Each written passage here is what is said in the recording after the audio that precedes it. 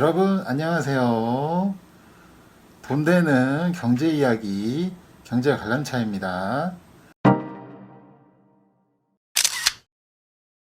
3월 17일 날 매매 내용을 이제 복귀 차원에서 이야기 해보도록 하겠습니다. 제가 여기 네모로 친 영역이 미국장 정규 거래 시간대입니다. 이날 오전에 여기 하단에서 시작을 했거든요. 미국장이 이날 이제 오전에 미 연준에서 CP 매입을 하겠다는 발표를 합니다. 그래서 이 지수가 이 하단에서 시작을 해가지고 이렇게 급등하는 모양새를 나타내죠. 그래서 이 급등은 이제 이렇게 해서 정말 저도 이제 깜짝 놀랐었는데 이 7,400에서 한 7,300 정도를 봤었거든요. 근데 그 위로도 더 강하게 올라가는 흐름이 나오더라고요.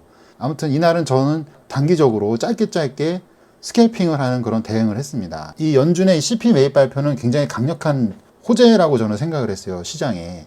그래서 이 시장의 하락이 제한적이겠구나라는 그런 생각을 했습니다.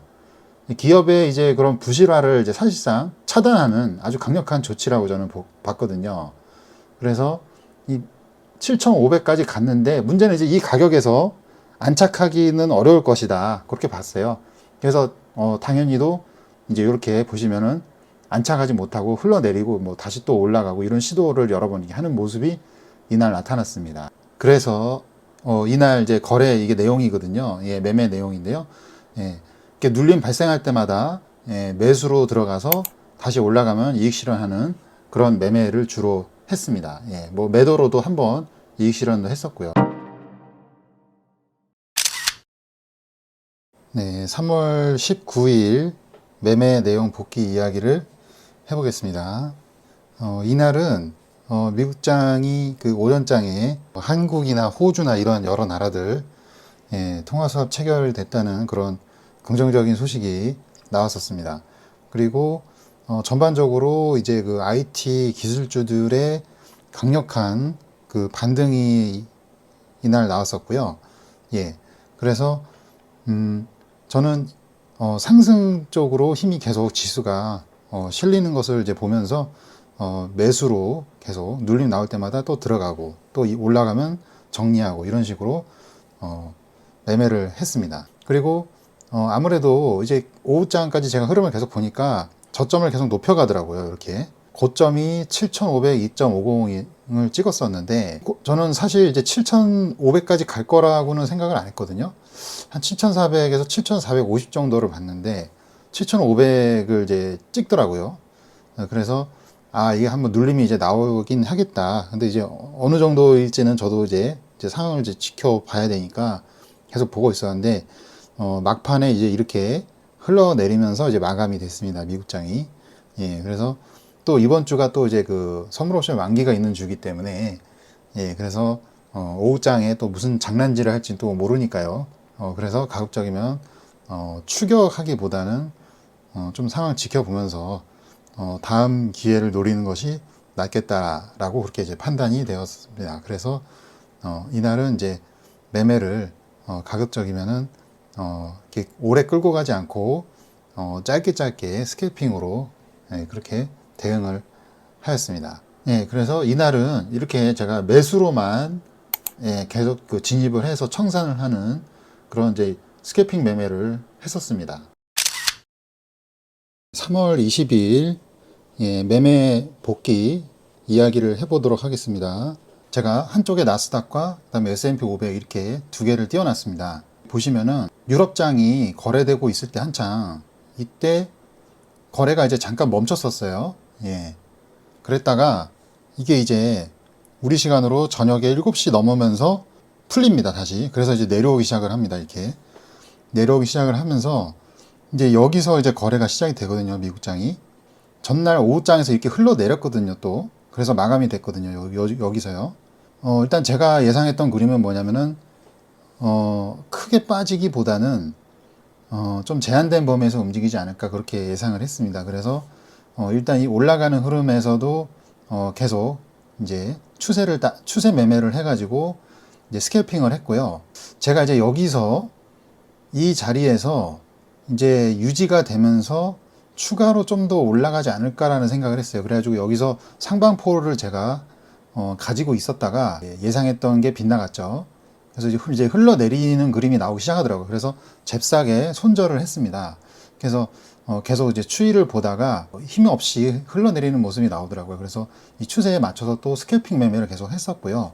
그리고 이제 중간에 보시면 이렇게 내려오다가 또 이렇게 반등도 나옵니다. 이렇게. 그래서 이런 반등을 이용한 스캘핑 매매도 또 해가지고 그렇게 해서 이익 실현을 이제 하고 나스닥 선물이 지금 7,000선이 깨졌습니다. 지금 6,900대에서 거래가 되고 있습니다. 오늘 7,000 깨지리라고는 저도 뭐 생각도 못했어요. 예. 아무튼 이 미국장이 오늘 좀 많이 생각보다 좀 많이 빠지네요. 주말에 코로나 바이러스 확진자가 이제 또 많이 증가할 것으로 지금 우려가 되고 있는 그런 상황입니다. 청산 내역을 보시면 이렇게 좀 손해난 구간이 있습니다. 이 손해난 구간이 제가 이제 상방포를 계속 가지고 있다가 거기서 이제 장이 흘러내리면서 손절 처리한 내용이 되겠고요. 그 이후로 계속 이제 그 추세에 맞춰서 스캘핑 매매를 계속 해가지고 오늘은 이렇게 수익으로 마감이 되었습니다.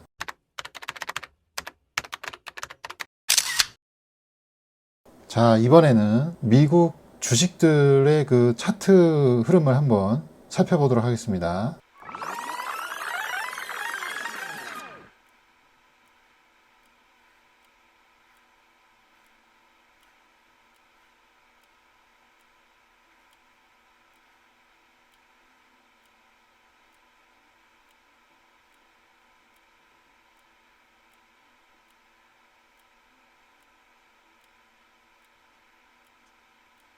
이번에는 해외 증시를 한번 전체적으로 살펴보도록 하겠습니다.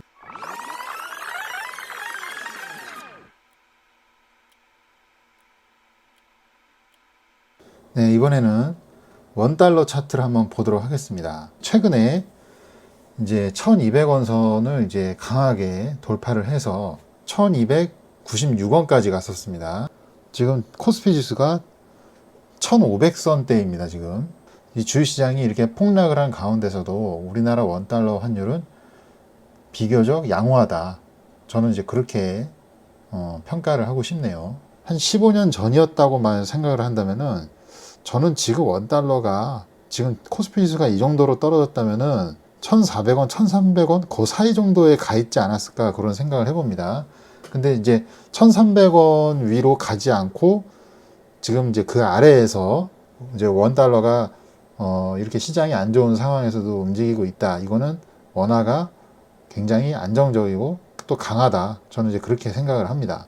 다우존스 같은 경우는요, 이 2만 포인트가 심리적인 아주 중요한 그런 라인이에요. 여기가. 왜냐? 이 월봉으로 이렇게 보시면은요, 트럼프 대통령이 당선된 게 2016년 11월입니다. 11월 달에 미국 대선 이제 있었죠. 그래서 이때 지수가 얼마였냐면 요렇습니다, 지금. 19,000에서 저가가 17,000이었습니다, 이때가. 그러니까 이 자리로 트럼프 대통령이 자기가 당선되던 그 시기로 다시 이제 돌아온 겁니다, 지금 이게 미국 증시가. 그리고 이 60개월 이평선 아래로 아주 강하게 내려왔기 때문에 일반적인 흐름은 이렇게 차트가 급락이 나오면은 반드시 반등이 나오게 되어 있습니다. 제가 예전에 그림판에서도 이야기했었지만 이게 지금 이제 이렇게 하락 ABC가 아니다. 제가 예전에 얘기를 했었잖아요. 예, 이거 아니다. 이거는 그냥 거의 이렇게 그냥 떨어지는 거다. 예, 이런 패턴이 아니다. 근데 물론 이제 저도 이제 틀린 부분이 일단 이 C까지는 안 간다고 했는데 더 내려왔죠. 사실은 지수가 이렇게 더 내려왔죠. 그래서 저도 틀린 거를 인정을 합니다. 물론 앞으로 이제 매크로가 안 좋을 거라는 거, 기업의 실적이 안 좋아질 수 있다라는 점은 뭐 당연히 그거 다 선반영돼서 지금 이렇게 미리 빠지는 거죠. 사실은 지수가. 근데 이 60개월 이평선 아래 이 영역에서 현물을 이제 투자하시는 분들, 좀 길게 보시는 분들은 정말 좋은 시점이다라고 저는 생각이 듭니다. 예, 이 공포 장세에서 주식을 사면 여러분들이 이제 제가 이제 코스피로 한번 바꿔보겠습니다. 2008년도 금융위기 때 이때 뭐 여러분들이 뭐 가지고 있는 펀드의 손실이 어마어마했었고 뭐 해외 투자하신 분들도 손실이 어마어마했었고 그렇잖아요. 그런데 결국은 어땠습니까? 이 공포 장세에서도 결국은 하락이 진정되고 이제 전 세계가 이제 유동성을 완화하고 국제 공조를 하고 이러면서 이제 경제가 다시 살아나기 시작하면서 지수가 다시 이렇게 올라가지 않습니까? 그죠? 그래서 이때 이 2000포인트 때보다 더 올라가서 이렇게 기록을 또 갱신을 하는 흐름이 또 나오잖아요. 그죠? 그리고 이제 이때 이제 스탠다드 앤 푸어스에서 이제 미국 신용등급 강등을 하면서 이제 또 증시가 한번 이렇게 꼬꾸라졌을 때도 이때도 어마무시하게 떨어졌거든요. 예. 게다가 이 시기는 또 그 남유럽 위기, 예, 이탈리아, 뭐 그리스, 포르투갈, 뭐 이런 스페인 이런 나라들 남유럽발 뭐 금융 위기 또 해가지고 이때도 굉장히 공포가 극심했던 때였습니다. 이때도. 하지만 결국은 진정돼서 다시 이렇게 올라가죠. 이제 2017년도 돼가지고 이때 매크로 지표들이 일시적으로 개선되는 모양새가 나오고 미국 증시가 또 신고가 랠리를 계속 이어가는 흐름이 나오니까 이제 이 수익률 차이를 좁히기 위한 그런 과정들이 나오면서 외국인들이 이때 엄청나게 국내 주식을 쓸어 담았었죠. 그러면서 코스피가 이렇게 강하게 올라가면서 2600대까지 예, 기록을 또 새로운 기록을 갱신하는 그런 기념을 또 찍었습니다. 그리고 요번에 이 전 세계적인 코로나 바이러스 공포로 인한 예, 또 시장 급락이 역대급이죠, 정말. 예, 역대급입니다. 예, 이런 공포 장세는 길게 가지 않는다는 거 여러분들이 명심하시고, 뭐 그 위에서 이제 모아가시던 분들도 있었을 거예요. 이게 이미 물렸을 거라고 저는 생각을 합니다. 그런데 제가 이제 항상 강조하는 게 이제 앞으로 이제 차기 대장주들, 우량주들을 계속해서 모아가야 되는 시기다. 그래서 뭐 일부에서는 무슨 정신 나간 소리냐. 지금 지수가 이렇게 많이 빠졌는데 더 빠질 수도 있다. 지금 뭐 일부 비관론자는 1000포인트도 깨고 뭐 900, 800대로도 내려갈 수도 있다. 이런 지금 전망까지도 나오는 상황이에요. 그런데 코스피 지수가 더 여기서 이렇게 급락을 할 거라고 보지는 않습니다. 지금 길게 보고 예, 이 대형주, 우량주들 사서 모아 가시는 그런 좋은 찬스가 왔다라고 저는 생각을 합니다. 지금 당장은 여윳돈이 없다고 하더라도 뭐 굳이 여기서 안 사셔도 돼요. 나중에 이제 여기도 이제 과거 2008년도 때도 보시면 이게 이제 급락을 했다가 이제 어느 정도 다시 이제 뭐 데드캣 바운스 나오고 뭐 좀 여기서 이제 뭐 진정되는 국면이 좀 나옵니다. 그러다가 이제 본격적으로 이제 올라가기 시작해요. 그래서 이 올라가기 시작하는 때 사셔도 사실은 뭐 상관이 없어요. 앞으로 이제 이 구간에서 이제 등락 반복이 막 이렇게 이어질 겁니다. 이제 어느 정도 진정되면 다시 제자리로 돌아가려고 하는 흐름이 나올 겁니다. 그때 사셔도 상관이 없어요, 사실은. 예, 아무튼 뭐 그거는 이제 각자의 판단이니까요. 물론 이제 이때도 사실은 우리 코스피 지수는 굉장히 그 저평가였어요. 그랬는데 이게 지금 이제 전 세계 증시가 이제 다 완전히 뭐 수직으로 폭락을 하다 보니까 뭐 결국엔 똑같이 이렇게 커플링 돼 가지고 이렇게 떨어졌는데 길게 보셔야 돼요. 이 현물 우량주를 이제 하시는 분들은 길게 보시고 제가 예전 영상에도 얘기했지만 보통 3년 이상은 끌고 가셔야 된다. 다시 한번 또 강조를 드리도록 합니다. 자, 그래서 제가 이렇게 메모장에다가 요약을 해놨는데 코스피 지수 ETF를 강력 추천하고요. 그 다음에 대형주, 우량주를 분할 매수 관점 유지를 합니다. 예, 모아가시라 천천히 급하게 사지 마시고 그 다음에 시장은 절대 어느 한쪽으로만 가지 않는다.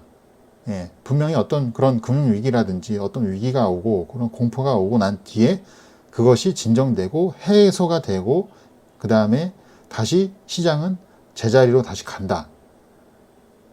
그 다음에 제일 중요한 거죠. 요거 신용미수 이런 레버리지 사용을 하지 마시라. 달리는 말에 올라타는 그런 상황이면 모르겠는데 지금처럼 반등이 제한적인 상황에서 선수들도 매매하기 힘든 이런 시장 상황에서는 신용미수 레버리지 사용 절대 하지 마시라. 주담하지 마시라. 그렇게 말씀을 드리겠습니다.